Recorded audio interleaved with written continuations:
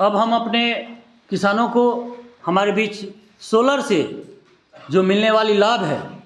उस लाभ के बारे में सोलर के जो विशेषज्ञ हैं वो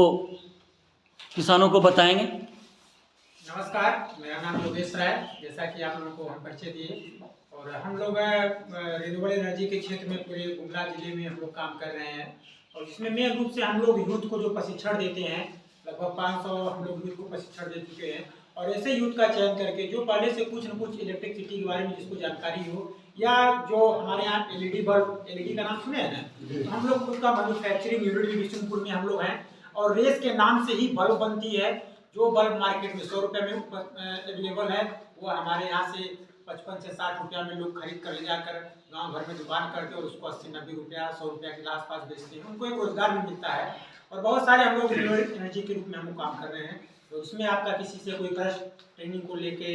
या कहीं बैठक को लेके, या कहीं कुछ इस तरह का जहाँ ज़्यादा आवश्यकता हो रिन्यूएबल के क्षेत्र में, उसमें आप लोग प्रश्न करिए। उसमें हम लोग पूरा आप लोग का साथ सुझाव भी देंगे। क्या ये बल्ब से जुड़ी अगर प्रशिक्षण हमारे किसान जो युवा वर्ग के हैं, इसमें क्या है कि आप अगर जिस जगह आज आप बैठे हैं, अगर आपके पास समय लगभग मिनिमम कम से कम 3 दिन का अगर आप हमको समय दीजिएगा, और 3 दिन में हमारे साथ कम से कम 20 युवा साथी इस क्षेत्र के पंचायत से, अगल बगल पंचायत से, जो 18 से 45 साल के अंदर में आएंगे, और उनको अगर रुचि होगी तो हमारे जो टेक्निकल एक्सपर्ट लोग हैं वो आके अपने सारे उपकरण के साथ बल्ब में क्या क्या खराबी होती है। क्योंकि क्या होता है कि जो बल्ब आप लोग देखते हैं, हर बल्ब की एक कैपेसिटी होती है, ठीक है। एलईडी बल्ब यूज करते हैं, उसकी एक कैपेसिटी होती है, वो आवर्स के ऊपर कंपनी बनाती है कि मिनिमम अगर आप एक बल्ब को एक दिन में 6 से 7 घंटे चलेगा, जो वारंटी और गारंटी दी जाती है ना, वो कंपनी हवा में नहीं देती है। वो क्या होता है, घंटे के ऊपर उसका जो फ्लेम होता है ना, वो आवर्स के ऊपर बनता है। कि अगर आप मिनिमम एक बल्ब को एलईडी को 6 घंटे जलाइएगा, तो आपका 800-1000 के आसपास घंटे वो बल्ब ही बनाए जाते हैं। इसके बाद उसका फ्लेम लो होता है और जो उसके कॉइल को जल जाते हैं। तो हम लोग क्या होते हैं, उसको फ्यूज समझकर फेंक देते हैं। लेकिन इसमें क्या होता है कि उसमें बहुत ज़्यादा नहीं, 12 से 13 रुपये की सामग्री लगती है, सोल्डिंग रहता है, कुछ और भी उसमें उपकरण है, उसके से आप उसको रिपेयर करके पुनः आप उसको 1 साल उपयोग कर सकते हैं। और इस तरह हम लोगों ने बिशुनपुर में बहुत सारे पंचायतों में ट्रेनिंग देकर आज लोग आते हैं। हमारे यहाँ मैन्युफैक्चरिंग यूनिट भी है, बनाते भी हैं, साथ ही साथ अपने अपने कुछ हम लोग असेंबल यूनिट 6 या 7 की संख्या में बिशुनपुर में हम लोग स्टैंड किए हैं। वहाँ पे भी ये लोग बल्ब को रिपेयर करके आसपास के जो, चूँकि सबके यहाँ बाजार संभव नहीं है, बहुत पिछड़ा इलाका है, बाजार 20-25 किलोमीटर है, 50 रुपया का तेल लगता है, समय लगता है। तो उसमें क्या है कि लोग आसानी से अभी हम लोग उपलब्ध करा रहे हैं। और यहाँ भी हम लोग, अगर आप लोग का प्रयास रहेगा, अगर आप लोग जरूरत रहेगी, तो हम लोग यहाँ भी उसको प्रशिक्षण देकर एलईडी को हम लोग असेंबली यूनिट को स्थापित करवा सकते हैं। अच्छा सर, दूसरा प्रश्न ये है कि हमारा जो सिसई प्रखंड है, तो आपको भी जैसा कि पता है कि झारखंड में सिंचाई सबसे बड़ी समस्या है। तो हमारे 18 पंचायत हैं, और 18 पंचायत से करीब करीब किसान हमारे FPO Sisai Vasundhara producer company limited से जुड़े हुए हैं। तो इस किसानों को सोलर सिंचाई का, जैसा कि आपने बताया है, तो इसके बारे में थोड़ा विस्तृत जानकारी दें कि अगर मान के चलिए कि कोई एक वार्ड को हम पकड़ के चलते हैं, तो एक वार्ड में अगर हम वो सोलर का जो पूरा सिस्टम है यूटिलाइज करते हैं, तो वो कहाँ तक सिंचाई दे पाएगी, और उसमें कॉस्टिंग क्या आएगी, और उसमें आपके द्वारा क्या क्या मिल सकता है सुविधाएं,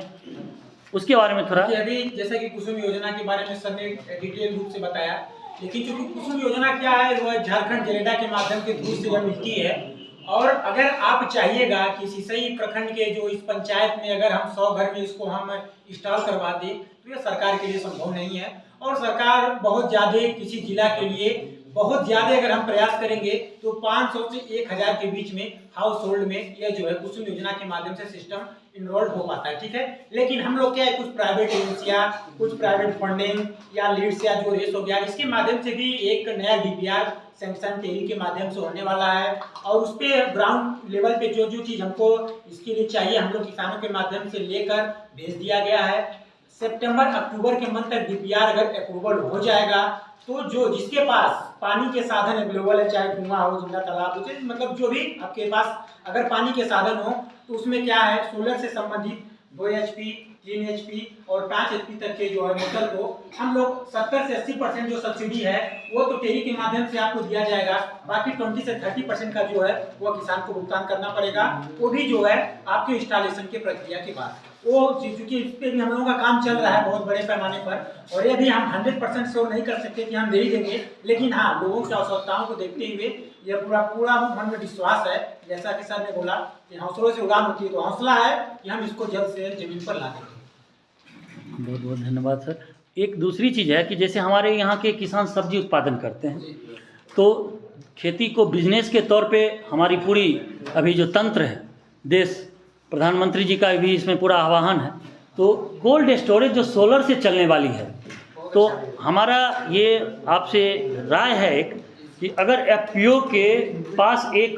कोल्ड स्टोरेज सोलर से चलने वाली हो जाए, तो जो सब्जी उत्पादन करते हैं, जैसे अभी टमाटर 180 रुपये प्रति किलो जा रहा है, अगर हमारे पास स्टोरेज की क्षमता है तो हमारे किसान उसको उगा करके यहाँ स्टोरेज कर सकते हैं। सर ने बहुत अच्छा चीज़ पूछा। इसके लिए सबसे बड़ा चीज़ एक चीज़ आप लोग जान लीजिए, पूरे